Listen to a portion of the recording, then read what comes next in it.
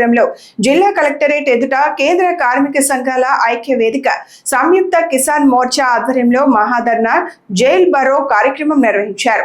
August quit India ఉద్యమ స్ఫూర్తితో చేపట్టిన ఈ ఆందోళనలో కేంద్ర ప్రభుత్వం కార్మికులు, రైతులు, వ్యవసాయ కార్మికుల ప్రయోజనాలకు విరుద్ధంగా వ్యవహరిస్తోందని నాయకులు విమర్శించారు.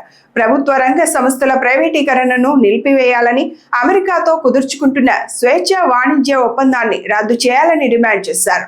మిత్రులారా, ఈరోజు దేశవ్యాప్తంగా కార్మికులు, ఉద్యోగులు, రైతులు, వ్యవసాయ కూలీలు పెద్ద ఎత్తున జైల్ బరో కార్యక్రమాన్ని నిర్వహిస్తున్నారు.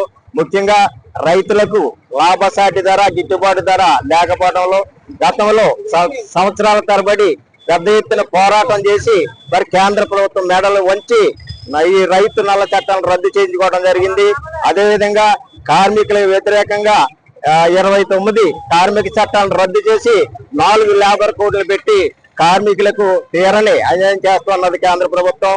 కాబట్టి ఈ 4 లేబర్ కోడ్లు కూడా రద్దు చేయాలని చెప్పేసి డిమాండ్ చేస్తున్నాం. అలాగే కనీస వేతనం 26,000 రూపాయలు ఇస్తుండగా మనకి ఇక్కడ అరకొరగా 15,000, 12,000 ఇస్తున్నారు. అదేవిధంగా కాంట్రాక్ట్ అవుట్ సోర్సింగ్ ఉద్యోగులందరినీ కూడా పర్మనెంట్ చేయాలని చెప్పేసి ఈ దేశాన్ని సుమారు 200 సంవత్సరాలు పాలించినటువంటి బ్రిటిష్ సామ్రాజ్యవాదాన్ని ఈ దేశాన్ని నుంచి వెళ్ళగొట్టాలని చెప్పి డిమాండ్ చేస్తూ నాడు క్విట్ ఇండియా ఉద్యమం జరిగింది. అదే ఉద్యమ స్ఫూర్తితో ఈరోజు బీజేపీ ఈ దేశాన్ని పట్టి పీడిస్తున్నటువంటి సందర్భం మనందరికీ తెలుసు. ఒక పక్క కార్మిక చట్టాలని ఈరోజు మార్పు చేస్తూ ఉంది, పోరాడేటువంటి హక్కులు లేకుండా చేస్తూ ఉంది, కనీస వేతనాలు అమలు చేసేటువంటి పరిస్థితి లేదు, ఉపాధి హామీ లాంటి చట్టాలకి నిధులు కేటాయించేటువంటి పరిస్థితి లేదు, దాన్ని దూరం చేస్తున్నటువంటి పరిస్థితి ఉంది. కాబట్టి ఈరోజు కార్పొరేట్లకు అనుకూలమైనటువంటి విధానాలు తీసుకొస్తూ బీజేపీ మతోన్మాద విధానాలని రెచ్చగొట్టి ప్రజల మధ్య వైషమ్యాలు తీసుకొస్తా ఉంది. ఈ విధానాలకు వ్యతిరేకంగా దేశవ్యాప్తంగా ఆగస్టు 10వ తేదీన క్విట్ ఇండియా ఉద్యమం నేపథ్యంలో జైల్ బరో కార్యక్రమం జరుగుతోంది.